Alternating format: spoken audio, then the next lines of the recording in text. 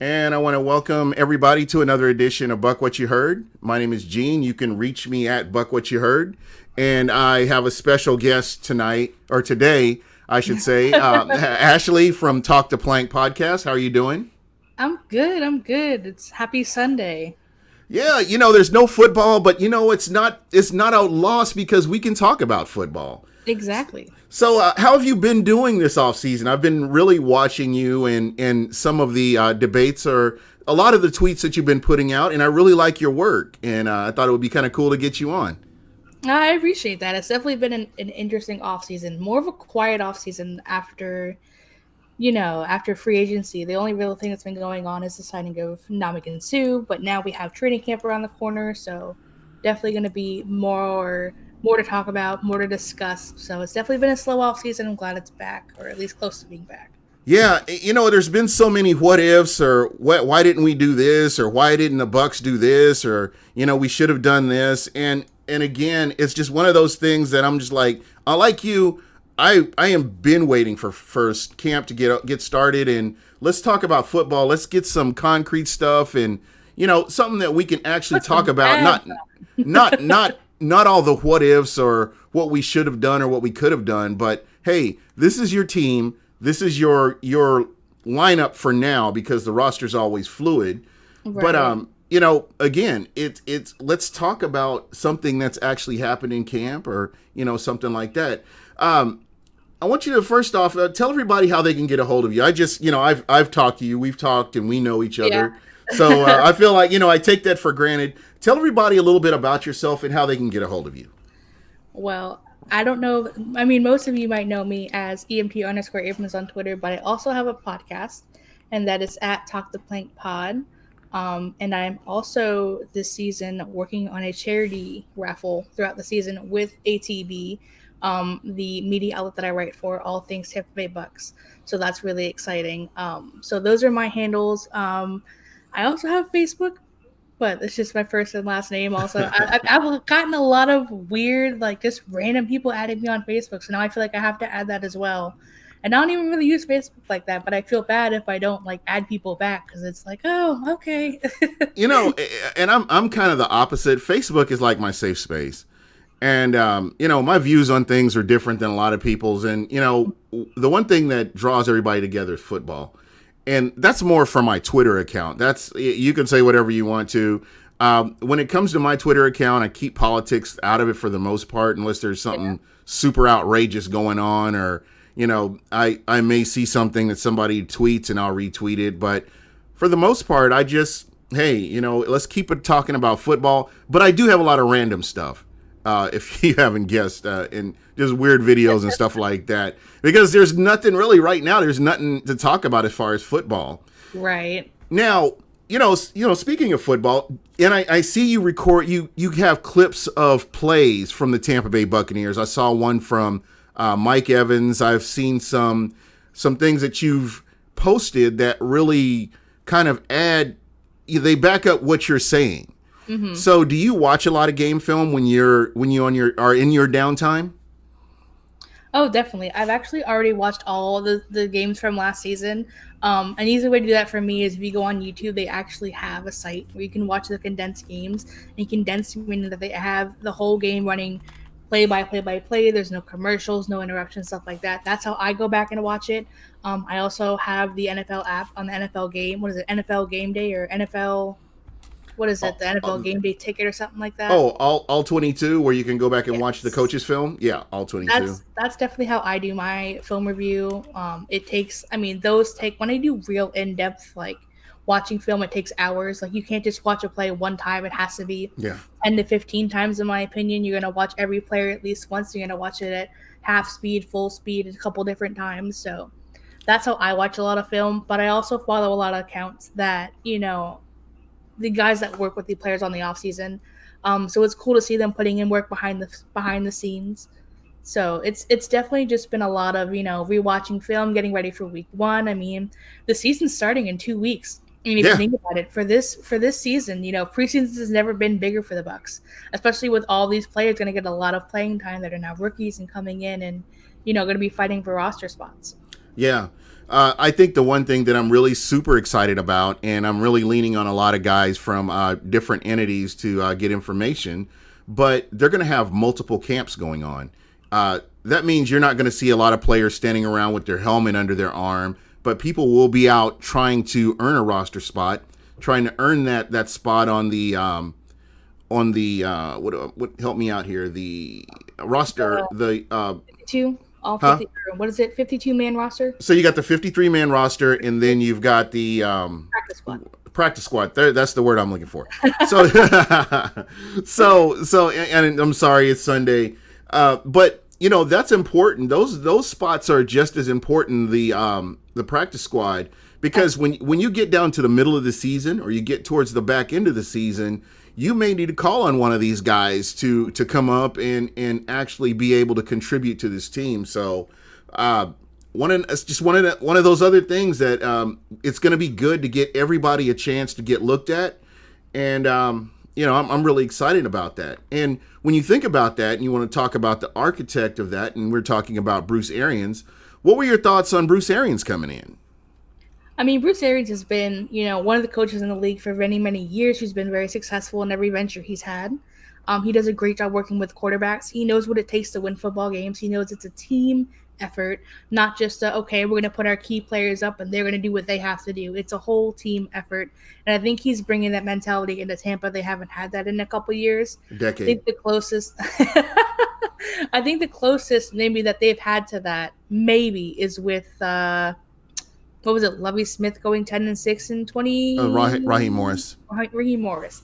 That was probably the closest that they've had to a real team effort. You saw guys in that season really pull together in adversity and make plays for each other, play for each other. So it's definitely going to be different this season than I think it has been in the past maybe 10 years or so. I'm Okay. excited to see what he does. And while we're on the subject of coaches, do you think coaching plays a major part or a minor part in a team's success? Oh, a major part. A major part. If you take a look at last season, there were a lot of plays that were called that you just kind of were like shaking your head at. Like, why? Why are you calling this? It's third down and 15. Why are you calling a bubble screen to one of your slower receivers? Why are you calling a delayed draw on 3rd and 9? You're not going to pick up the first down. You're going to get maybe 4 or 5 yards, maybe kick a field goal, but you're playing to win the game. You're not playing to play it safe. Right. And we saw a lot of plays where it seemed like the defense knew what the offense was doing, or vice versa. You saw where offenses could just run whatever they wanted to, and it was successful. So, to your point, I just wanted to kind of get your thoughts on this. Where we are I shouldn't say where the Buccaneers are as a team, and how they are, how they are going to progress. The one thing that's been kind of a struggle for me this offseason is not having any film on this team, not having any idea what this new defense or this offense is going to look like, because it's going to look totally different than what you've seen over the past three Right. seasons. I don't think you can talk about where Bruce Arians has been. You could talk about where Todd Bowles has been. You could talk about where Byron Leftwich has been, but they don't have the talent on those teams that you saw that you're going to possibly see here in Tampa, at least Right. on paper. So it'll be really interesting to see what Bruce Arians does with two quality tight ends, which I don't know. I can't say that he's had two quality tight ends in at one time. Top tier wide receiver, and not to take anything away from Larry Fitzgerald, but you have Mike Evans, who's not even in his prime yet, and he still isn't anywhere near his ceiling. And you've got a wide receiver like that. So you've got a lot of players on this team that really they haven't even hit their prime yet, and so it's going to be really cool to kind of watch that happen. I think that Bruce Arians hasn't had a team like this before. I don't think he's ever walked into a roster like this. He has a set, wide receiver who's, the top on the team. Like he has a set wide receiver one. He has a linebacker that has years under his belt and is one of the best in the game. He has someone like Ndamukong Suh, who's been around for years at a time. He has, he has all these players that, while the team is very young, they still have a lot of experience on the team. Right. They have offensive linemen like Donovan Smith and DeMar Dotson who've been around for a while. Ali Marpet, who's an anchor, and so is Ryan Jensen. I think he has the most talented team that he's ever had. And again, not taking away from anybody like David Johnson or Larry Fitzgerald or even Ben Roethlisberger when he worked there. But I just feel like this is the most complete team that he's had, and he's brought in the pieces he feels that will give the Bucs the best chance to make a playoff run and net the drought after 12 years. So I feel like he is kind of, salivating right now with the chance to really get his hands on this team and really make something happen with them. Yeah, and I've had this argument I don't know how many times where people are like, "Oh, well, the Bucks have had 10 wins in the last 2 seasons." Yeah, but you're talking about a totally different coaching staff. You're talking about a totally different mentality, and it's just you pretty much have to forget about all that and Right. just look at what they're able to do now. And my thing here with all this is you've got a team that they really, and again, Vegas, Neil L in the chat. What's going on, Neil?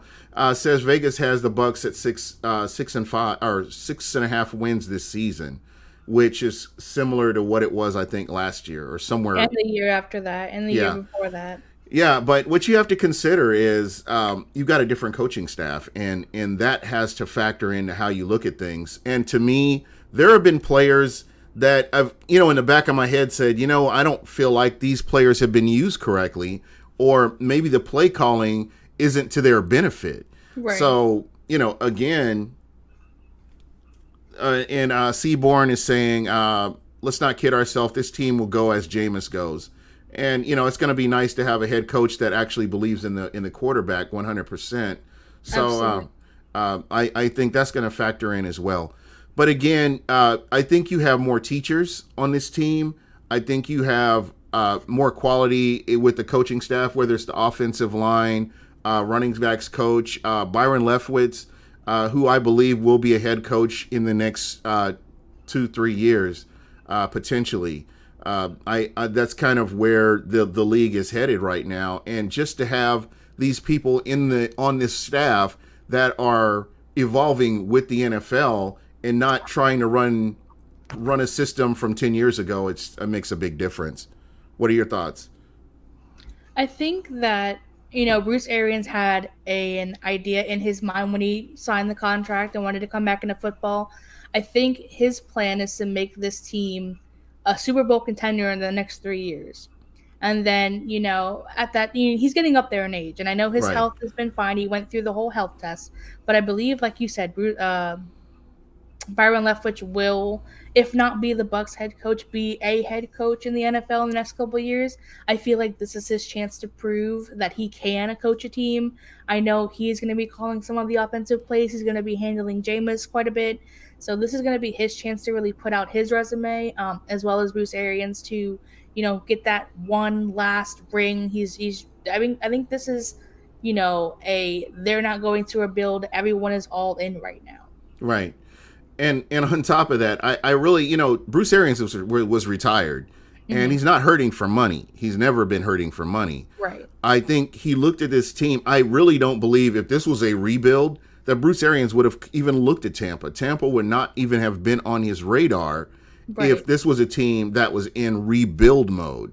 I think there's a lot of talent here, and again, I think that they, with the right mentality, I think they can do this. Neil L was talking about great point. Is talking about a rough schedule.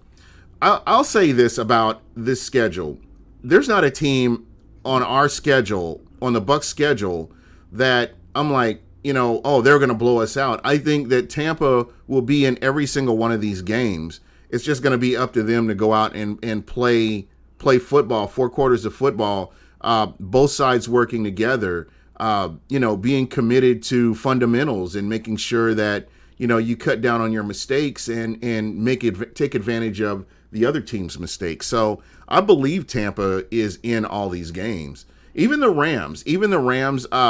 I think with all the turnover with the Rams, I'm just curious to see how they respond this year. So we'll just kind of have to wait and see. What do you think?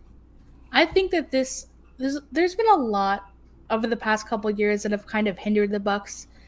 in the offseason. Obviously, Hurricane Irma put the Bucs in that situation where they had a first week bye and then had to go 18 or 16 games straight. Jameis Winston last year with the 3-game suspension. I'm sorry, and then now they have this really tough road schedule. But even with that really tough road schedule, those 5 games on the road, if you really want to count London as a home game, 6 of those last 8 games of the season are going to be at home. And that's going to be huge. Tampa's played very well at home. I know with Bruce Arians and the new talent on the defense and the offense, the team's going to be looking to put a lot of butts in seats. So I think that the last end of the season is going to be huge for Tampa. If they can win maybe 3 or even 4 of those first 6, 7, 8 games, they're going to have a really good shot at ending the season maybe 8-8 or better. I mean, I think the ceiling for this team right now, even with all the adversity that they have, is the ceiling maybe like 10-6, and the floor being 8-8. There's too much talent at this point to really, not get it done. Right. The defensive end is very young, but if they were going to rebuild, they've already done it. Right. The team is young overall. There's no more rebuilding to do. This is, you're going to get it done now, or it's not going to get done ever. Yep, and there you go. And I think that's kind of what we were missing last year. I was watching the Carolina Panthers game from last year, the game that the Bucs won, but they should have blown Carolina out. Right. And in the back end of that game, they did not establish the run. And normally with a team, you establish a run throughout the game. And I know a lot of people are saying, "Oh, it was the offensive line." I think a lot of it has to do, too, with the play calling. Hey, where you're calling a run here? Why are you calling a run here when you should be looking at something else? Stop being predictable. And I think that's what's really hurt the Bucs as well, is just being predictable. But that question is going to be answered this year for sure, because you've got a lot of the same talent from last year before. And now we're going to see, okay, we've got a new coach in here. Was it the talent that the Bucs had over the last few years, talent and injury, or was it just the coaching? So we're definitely going to be able to see, what's going on with that. Justin Evans, will Justin Evans be ready for training camp? Have you heard anything else about Justin Evans? I know that foot injury's been kind of nagging for him. I don't see Justin Evans starting week 1. I don't think he's going to be playing very much in training camp either. I think he misses. I don't understand or actually know what is wrong with his foot, but I know his injury that he was walking around with another boot. It was on a different foot. So He's been having a nagging injury now on both feet. This is kind of remnant of almost who got hurt last season? Almost remnants of a Jordan Whitehead when he was out for a little while, week after week. They thought he was going to come back, wasn't ready yet. So there's a really big question mark right now, the safety position. I think Mike Edwards might get a chance to start over him until he's really fully ready and come back. Because even if he comes back and he's not hurting anymore, he's not going to be in the best of shape. If you can't get on your feet, you're not going to be able to run and get in shape. Right. And the most important part about that, I would rather have somebody healthy towards the back end of the season rather than and I know that it's kind of 6 one way, half a dozen the other, but if you have them ready at the back end of the season, there are games that are going to be critical that you need to win, and these are the games that they need to go out and really show what they can do. Definitely. I haven't seen anybody put on like the physically unable to perform list, or anything like that. But so we'll see. I believe there should be an update on JPP at the end of either this month or next month before the season starts. So I know he'll probably be on the list. Like I said earlier, I don't know where his situation's at now. I don't think he comes back at all, in my opinion. But with Justin Evans, I think he's going to be out until at least September, probably October at this point. I don't think he has any kind of training he's been able to do. I haven't seen him on the field at all. I didn't see him in rookie minicamp, anything like that. On the field, nothing like that. So I think right now he's one of the biggest question marks or one of the youngest positions on the team. Yeah, absolutely. And when you think about that, it's going to require him to get into football shape, number one, because if you can't run, you can't get into football shape. Getting your win. We saw a good example of that with Vita Vea, where Vita Vea had that injury that carried on, past preseason, past camp, into the regular season. And then once he got started, it still took him a little bit to get up to speed. Right. And that's why, these types of injuries, it's important to get somebody like that on here. And he is a young player, as you mentioned.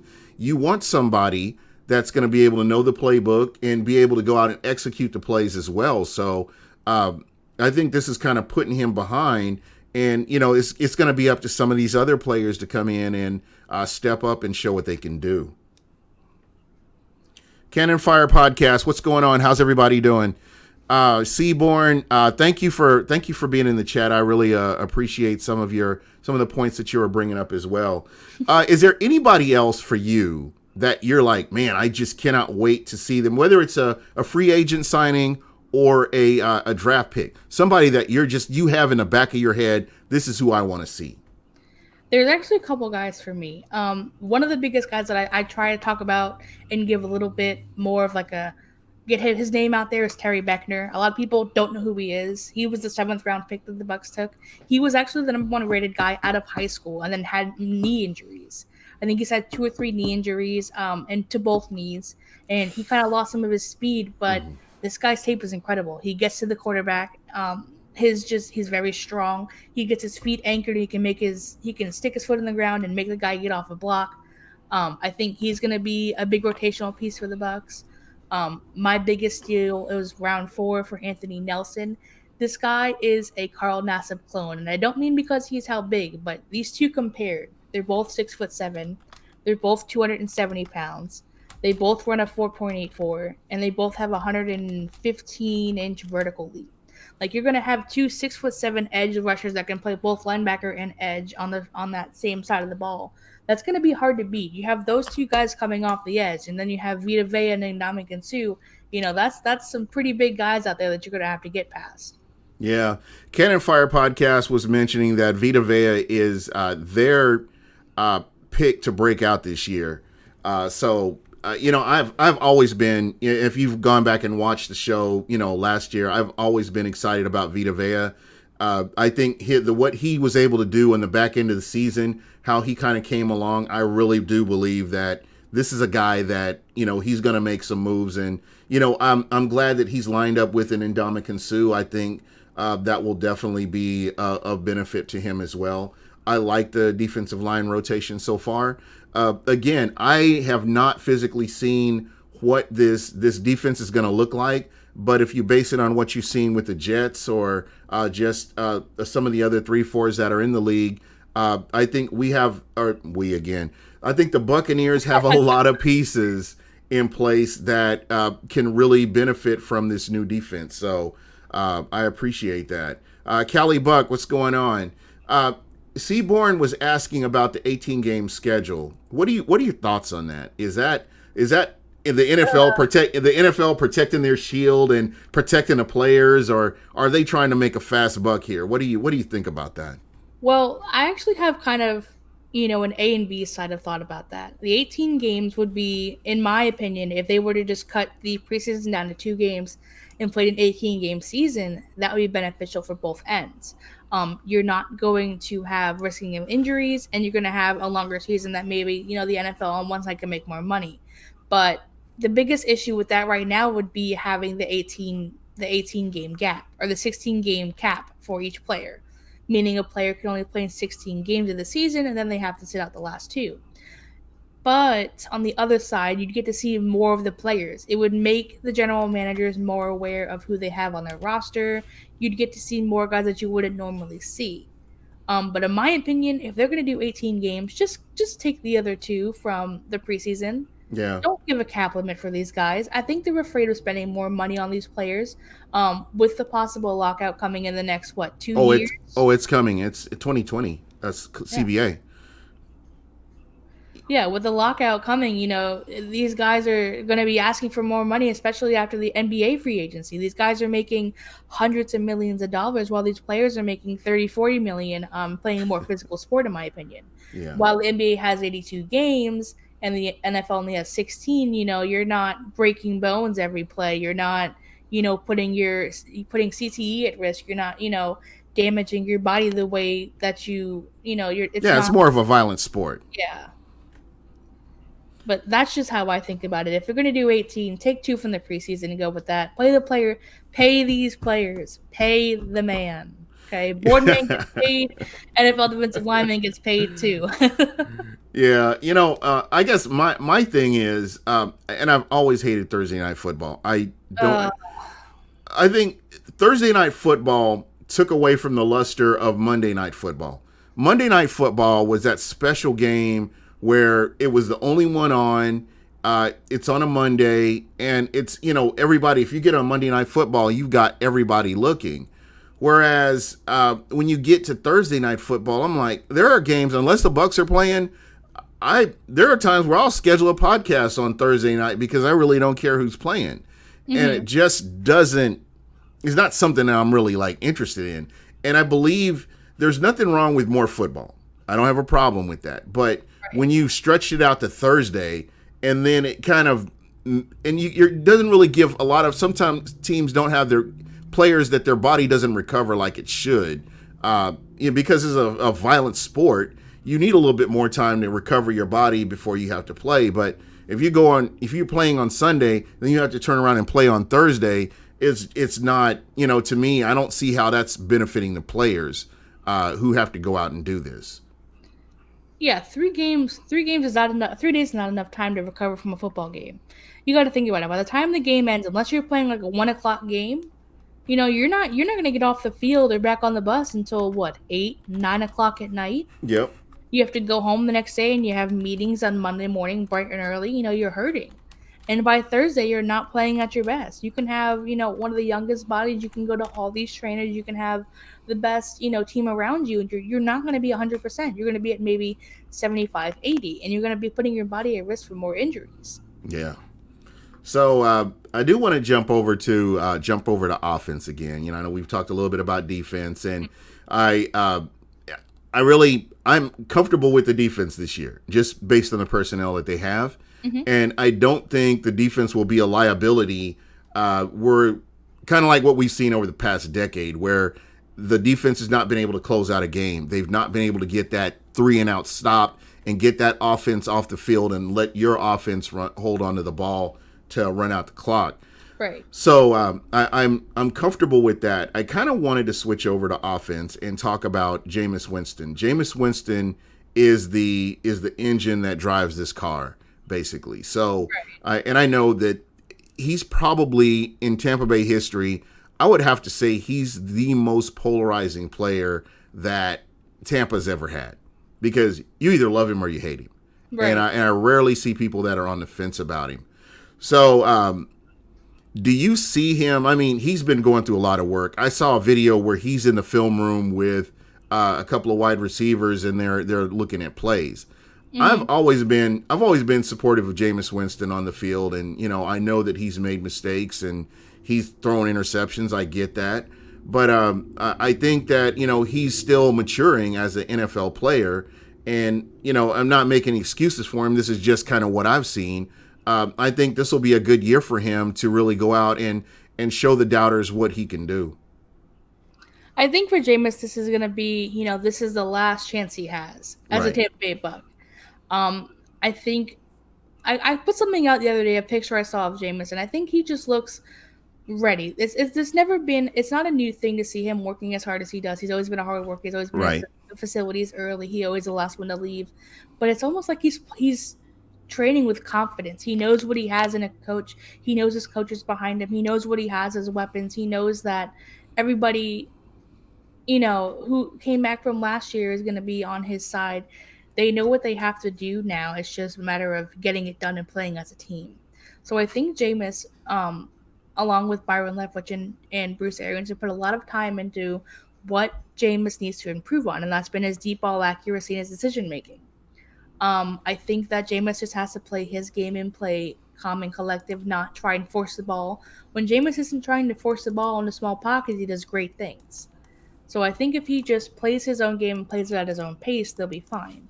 He just has to remember that, forcing it doesn't always have to be the biggest play. It doesn't have to be an 80-yard bomb. You can pick up 6 yards and get the first down, keep the change moving, and help your team still. It doesn't have to be the biggest thing. Yeah, again, and a lot of this, like I said, will get answered this year. Was it coaching? Was it the philosophy? Was it the coaching philosophy? This is what we need to go for, Hmm. or was this Jameis Winston? Trying to do too much. I think this year will definitely be able to get an idea of who Jameis Winston is, how he's responding to a new head coach, how he's responding to a different system, and we'll get a better answer this year. Hmm. I personally, like I said, I've always been happy with Jameis Winston. Win or lose, he's the quarterback of the Tampa Bay Buccaneers.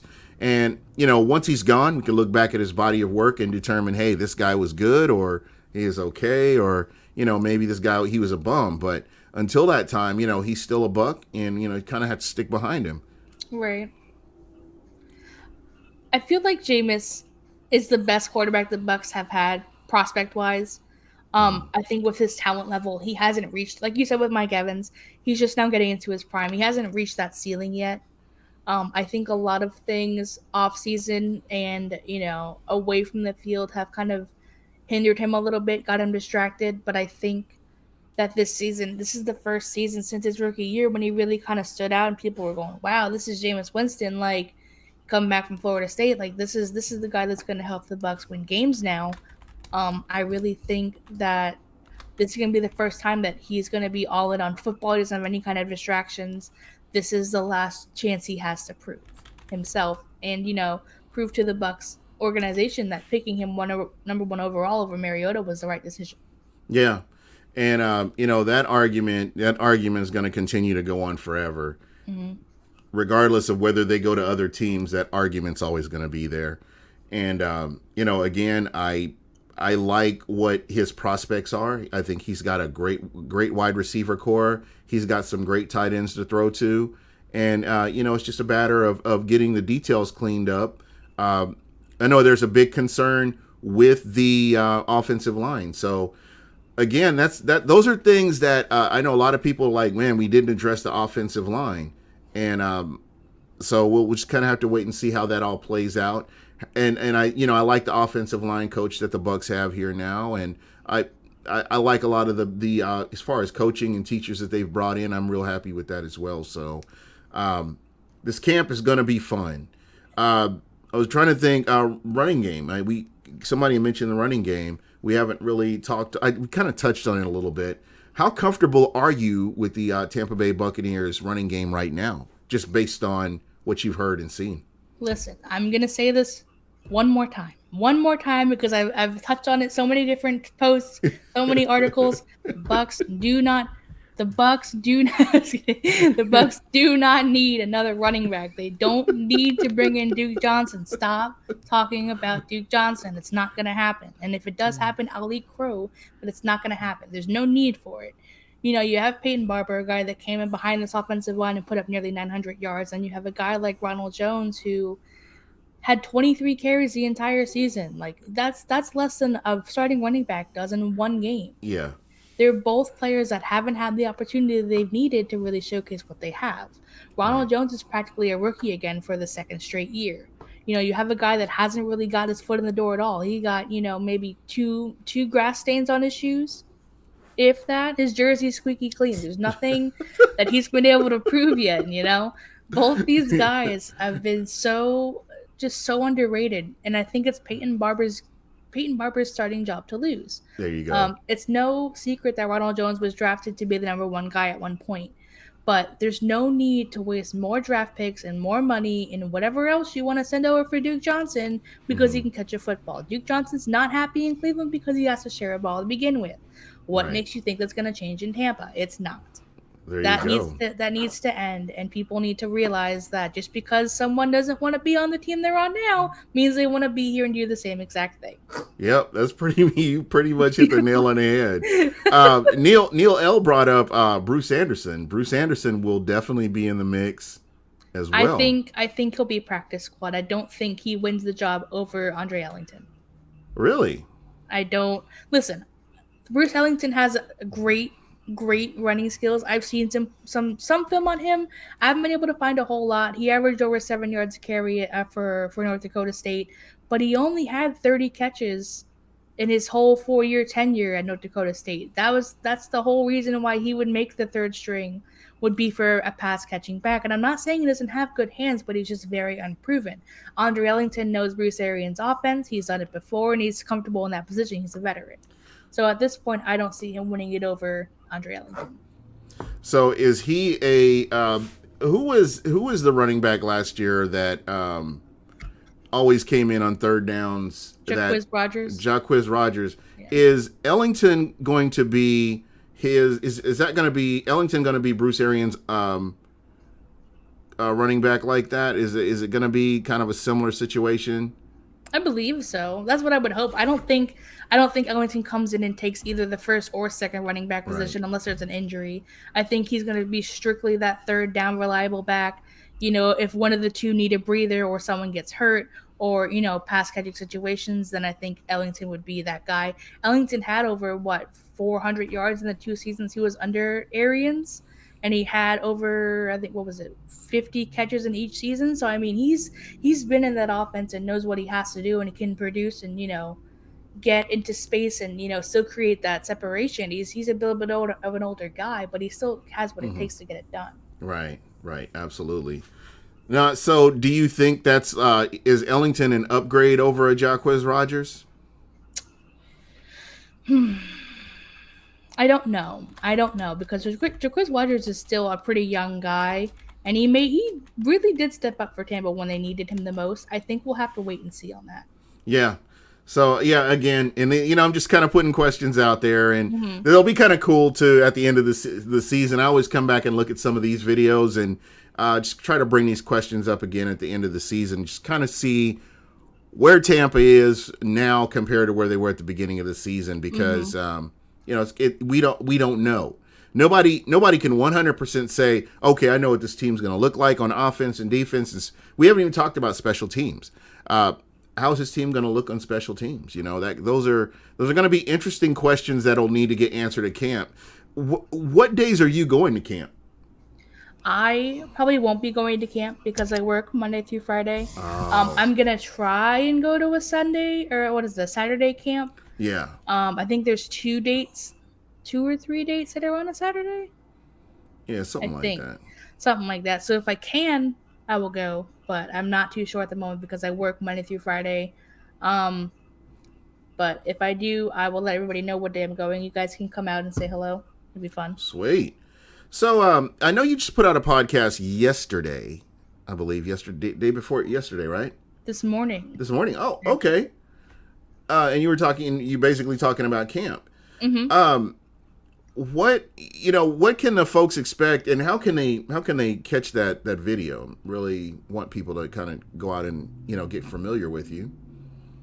Well, like I said, it's on my podcast page. That's at Talk the Plank Pod, and I also have that on my personal account. I'm kind of still transitioning from talking about the Bucs on my personal page, and I'm getting it into my podcast page. My podcast page. That's what I want to do, is transfer, leave that page personal, then have that page for Bucs Talk.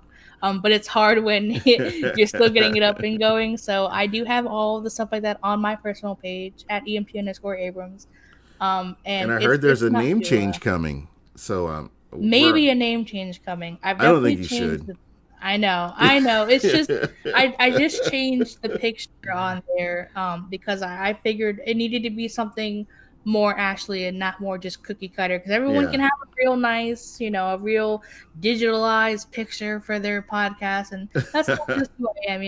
I'm not trying to be the same Bucs podcast, and I'm not, I love all the podcasts that are out right now. I listen to all of them. Cannon Fire, Bucking Idiots. Bucking Idiots and Cannon Fire, I check them out too. All Things Bucs podcast. I've also listened to the Loose Cannons podcast. Mr. Bucks Nation I watch his videos, so I'm definitely, I support everybody, and I'm not saying that everybody else's podcast is cookie cutter, but I just feel like for me in general, like that wasn't what I was looking for. Like, I know a lot of people like that, that real digital look, but I thought maybe something more, I don't know how to explain it, something a little less teched up would be better. Yeah. Interesting, as mentioned out here, is Devin White sign. I do want to. I think I touched on this a little bit at the beginning of the show, but I want to touch on it again. There was a lot of question marks about the Tampa Bay Buccaneers and where they were with the salary cap and all the issues they were having. And he signed yesterday. Basically, Devin White signed yesterday. And the cool thing about it is all the rookies are signed. Everybody signed. Yes. So there are no distractions going into camp. And that's the way you want your camp to start out. Anything that was like could have been a problem or would have been something that you took away from camp that was taken away from camp, they've got all that fixed. So basically you're going to see this team, they're focused on camp, focused on learning this new playbook, focused on working with these new coaches and putting themselves in a position to succeed. So definitely something to look forward to. And the Bucs, I think, now have about $3 million left in cap space. But it would be very interesting to see if they make a couple more moves before the end of the offseason. The roster's fluid, and myself, Michael Pless at Real Bucs Talk, that's one thing that we've always said. The roster's fluid. Every year, something could come up. I don't know if you remember when we got the safety, and I'm drawing a blank on his name. We got a safety after all the free agency was done with, and we Deshaun Golston? No, it was after Deshaun Golston. Goodness, I can't think of his name. I can't think of his name either. It was safety. It was T.J. Ward. T.J. Ward. Thank you. Oh, okay, yeah. okay. So if you remember back to that, free agency was done, the draft was done, and the Bucs, everybody's thinking, okay, this is what we're going into camp with, and then all of a sudden they pick up a T.J. Ward and bring him in. Although he didn't do a whole lot, but they brought him in, and the rest was history. But just putting that out there to say, you can't look at this roster right now and say, okay, this is what we're carrying into the regular season, because anything could change. Somebody could come available, or there could be an injury, and it totally changes the complexion of the team, and they'll have to bring somebody else in. So always remember that roster is fluid. Is there anybody that, if they could bring somebody, all the free agents that are still available, is there somebody that you would like to bring in? That I would like to bring in.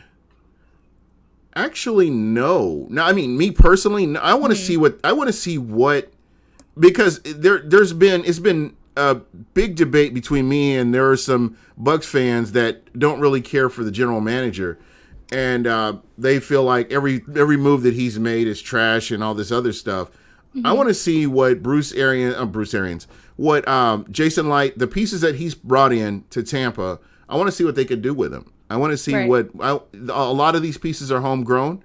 I want to see what they can make happen with these players. It tells me a lot when you've got a Quan Alexander that goes and signs with another team, and Adam Humphries goes and signs with another team. And these were guys that Jason Light brought in. I just want to, it would be so great to see him, see what Bruce Arians could do with these players and see how they do. I want to see what we have. Let's see the moves that come up in the offseason when we have cap space if needed. That's All Hands Galley. What's going on, All Hands? Thank you. To that point, I just want to see what they do with this team. The cap space will be a little bit better. If Jameis balls out and does what he's supposed to do, this is when you are looking at maybe you sign him. Maybe you re-sign him and give him that contract. So a lot of stuff can happen between now and the end of the season.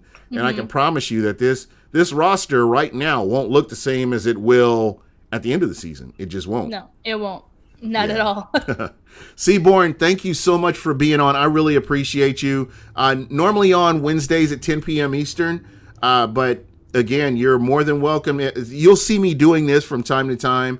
I have a little bit more flexibility, and I can get some of the listeners on. I will have on All Hands Galley on tomorrow afternoon, or tomorrow evening, excuse me, as I'm trying to get listeners to come on and get their perspective on this team. So I really want a lot of the people that listen and follow me to be more involved, because you guys are responsible for me being where I am right now and helping me to get to where I'm at right now. So I want to definitely get you guys on.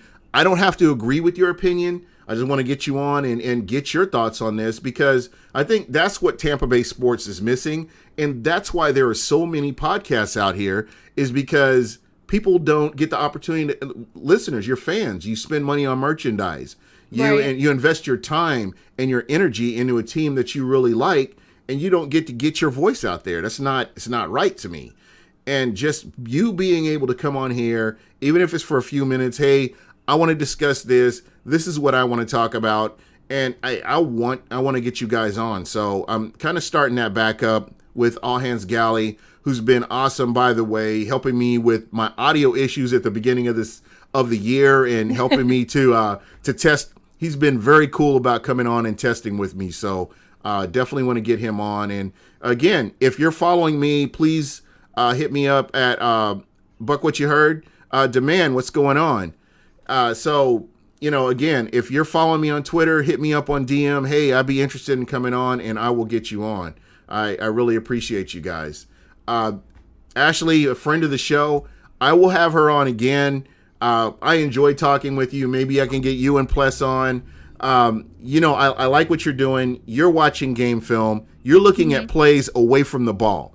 And we always talk on this show and Real Bucs Talk, always talk about watching the play away from the ball. See what these other players are doing away from the ball, and if they're contributing to making a play, or if they're the reason a play may have broken down. And it really makes the game a whole lot more fun when you're not just watching the ball and only paying attention to what's going on around the ball. And that's why I say, like, when people ask me, like, how do you notice this? Like, how did you see that? And the thing for me is you can't watch a play one time. You have to watch it multiple times, and not 2 or 3 times. There's 11 guys on the side of the ball. Watch it 11 times. Watch a new guy every play. Watch it, slow down. Watch it speed up. That's the only way you're ever going to really watch a play, is if you watch it, from all angles. Right. You can't just focus on, well, that was an intercepted pass. Well, okay, what was going on during the intercepted pass? Yeah. Who broke down in coverage? What routes were they supposed to run? Yeah. Caleb Benenoch spun around like a top, and he was just totally roasted, and that's rushed the pass, and it led to an interception. Right. So just little things like that, man. It really helps you with the game. Mm-hmm. And once you start doing that, pretty soon you'll be able to watch 2 guys at the same time. Pretty soon you're going to be able to watch 3 guys at the same time, or wherever you're comfortable. But you won't just have to focus on just one at a time. But when you get really good, then that's where you kind of get to that point. But yeah, I like your perspective on things, and I think that's what makes the game more fun. Mm-hmm. So I mean, you can look at this. You can go and watch a game now, and you're like, oh, okay, you're in a 3-4, and it looks like this guy's setting up the blitz over here. This linebacker's setting up the blitz, and you can see that right off the bat. You have an idea what's getting ready to happen, or oh, wait a minute, they're getting ready to run the ball. They haven't snapped the ball or anything. They're getting ready to run the ball. I'm starting to get a little bit better at that, because the only reason why I even know football is because I just started watching every game that was on. Like, that was it. Like, I didn't know anything about this. So when I went to a game, I was like, yeah, I don't know what's going on. And then after that, and now I was like, no, but I want to know what's going on, and I don't have anybody to really teach me, so I'm gonna teach myself. Yeah, that is pretty cool, though. But again, you're a lot farther ahead than a lot of fans. But because again, a lot of people just watch where the ball's going. They don't know. So you had mentioned you're not going to be able to go to any camps this year. Maybe Saturday. Any special guests you have coming up here in the future?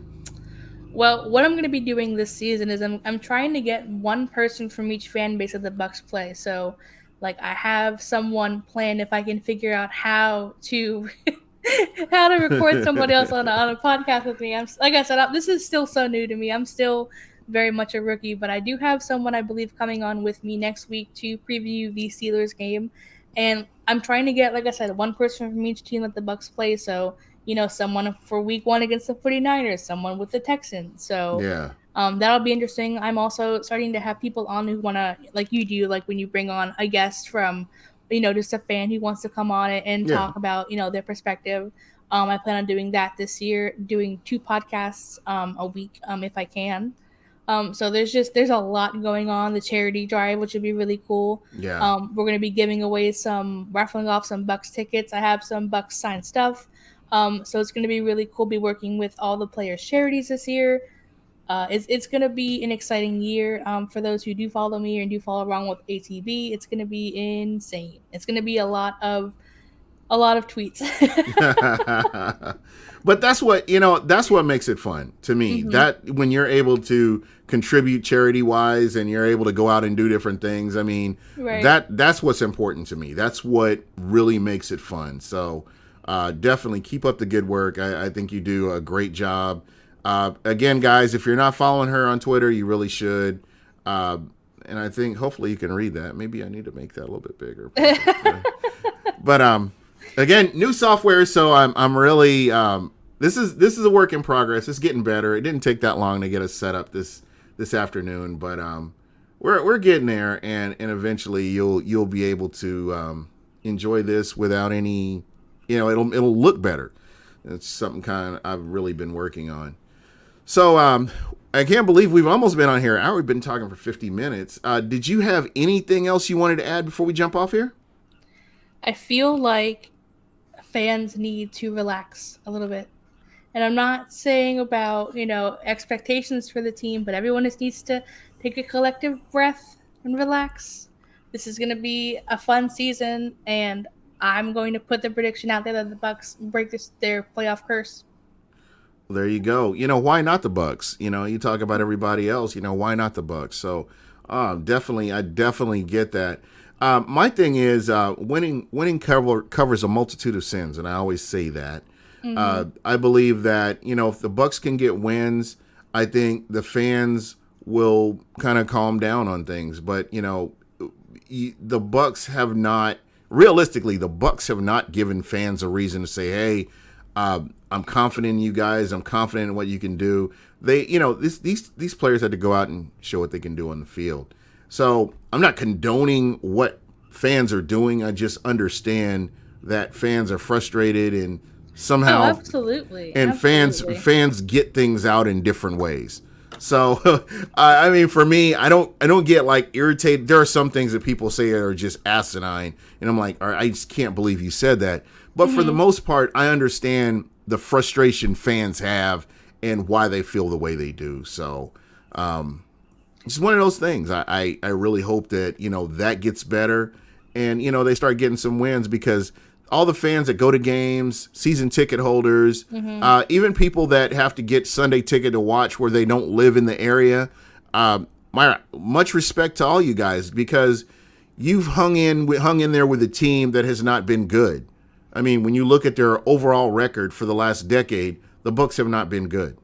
However, you've hung in there. You've dealt with all the criticism from division rivals or even the fan base itself, and you've still hung in there and supported this team. So everybody out here, if you're a Bucks fan and you're actually watching this, shout out to you. You guys are all super fans, because most people would have jumped ship and became a Patriots fan or something by now. Patriots fan. Hey, they're consistently winning. Man, of course. They don't need any money, fans. Come on, Julian. Not cool. I'm just saying, man. That's just, it would just be so easy to say, man, I'm sick of this. I'm sick of losing. I'm going to another team. And I actually know people that have jumped ship and gone on to root for a different team because they just could not deal with all the losing. But I feel like there's like a different feeling though this year. I feel like Tampa, there's almost like a buzz around Tampa that's like, yeah, this could be it. Like this, they got something special here. So I feel like there's definitely a different attitude, maybe a different mindset here. Yeah, most definitely. And guys, if you're not subscribed to the channel, please do me a favor, do me a solid, and hit that subscribe button and the bell. And you'll be able to get alerted whenever I have a new show coming up. And I know our main show will be Wednesday at, I said 10 p.m., but we're moving it back to 9 p.m. It's a little bit earlier because I know that there are things that other people have to do. At 10 p.m.? What else they gotta do at 10 p.m.? Go to bed. Y'all need to stay up and watch this man, okay? Come on now. So I'm going to do that. And again, whenever I can there will be guests that can't come on Wednesdays, and I'll just try to fit them in where I can. So you may see a random show outside of the Wednesday night show. Wednesday night show is a given, but if I can get a listener that has to work or something like that, I can only come on Thursday. We'll go live on Thursday and just kind of get them on and get their voice out here. Again, the chat, there's always somebody in the chat, and I appreciate all you guys. Demand, thank you very much. Neil L., Seaborn, who had to go to work, All Hands Galley. Just the chat, there's always, this is why I like going live. Matthew Kitchell, because there's always somebody in here that wants to talk football. Right. And, I think we've gotten rid of a lot of the trolls that were coming through from division rivals, and I try to keep them out of the chat because, they should be more focused on their teams and what their team is doing. So, again, Cannon Fire Podcast, thank you so much. Those guys do a great job, great show great product they have as well. They really do have a really good show. Yeah. Like I said, I listen to all these podcasts, and they all do a really good job. Yeah, Mr. Bucks Nation, that's the next guy on my list. I'm going to definitely get him on. I really enjoy what he does and what he's been doing, and he's done nothing but just continually get better at what he does. Did you watch his new video? I have not yet. Listen, I watched that before you called me, and man, I'll tell you what. I hope that comes true. I hope his prediction's right. I'll tell you that. There you go.